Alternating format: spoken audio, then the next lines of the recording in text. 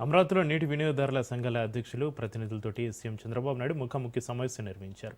రాష్ట్రంలోని ప్రతి ఎకరాకు సాగునీరు అందించే బాధ్యతను నీటి వినియోగదారుల సంఘాలు తీసుకోవాలని ముఖ్యమంత్రి చంద్రబాబు నాయుడు పిలుపునిచ్చారు. 2027 లోపు పోలవరం ప్రాజెక్టును పూర్తి చేస్తామని చంద్రబాబు హామీ ఇచ్చారు. ఎక్కడికక్కడికి కెమెరాలు పెట్టి మీ రిజర్వాయర్ లో ఎన్ని నీళ్లున్నాయో నేరుగా మీ ఇంటి దగ్గర నుంచే మీరు చూసుకునే రోజు తొందరలో క్రియేట్ చేస్తాం. కాలువల్లో కూడా నీళ్లు రిలీజ్ చేసినప్పుడు ఎప్పుడు నీళ్లు వస్తున్నాయో అవన్నీ కూడా చేసే పరిస్థితి తీసుకొస్తాం.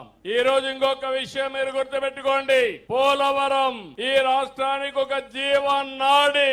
అలాంటి జీవనాడిని భ్రష్టు పట్టించారు, గోదావరిలో కలిపేశారు. డయాఫామ్ వాల్ ని పూర్తిగా సర్వనాశనం చేసి 440 కోట్ల రూపాయలతో పూర్తి చేసిన డయాఫామ్ వాల్ ని మళ్ళీ కొత్త డయాఫామ్ వాల్ ఏర్పాటు చేసి 1000 కోట్లు అయింది. ఈ విషయం మీరు గుర్తుపెట్టుకోవాలి. ఒక దుర్మార్గమైన పాలనలో జాగ్రత్త తీసుకోకుండా పోయిన దాని వల్ల 440 కోట్ల రూపాయలతో అయిపోయేది అదనంగా 1000 కోట్లు అయింది. టైం కూడా ఎక్కువ అయింది. కానీ ఏది ఏమైనా పూర్తి చేయాలనే సంకల్పంతో కేంద్రం ఇచ్చిన పూర్తి సహకారంతో పోలవరాన్ని పూర్తి చేసి పుష్కరాల కంటే ముందు పోలవరాన్ని జాతికి అంకితం చేస్తాం. 2027